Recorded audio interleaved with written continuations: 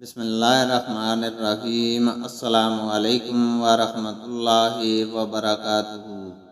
حدیث نبوی صلی اللہ علیہ وسلم ہے، آیت نازل ہوئی، کھاؤ پیو یہاں تک کہ تمہارے لیے سفید داری سیاہ داری سے کھل جائے، لیکن من الفجر کے الفاظ نازل نہیں ہوئے تھے۔ اس پر کچھ لوگوں نے یہ کہا کہ جب روزے کا ارادہ ہوتا تو سیاہ اور سفید دھاگا لے کر پاؤں میں باندھ لیتے، اور جب تک دونوں دھاگے پوری طرح دکھائی نہ دینے لگتے کھانا پینا بند نہ کرتے تھے۔ اس پر اللہ تعالیٰ نے من الفجر کے الفاظ نازل فرمائے۔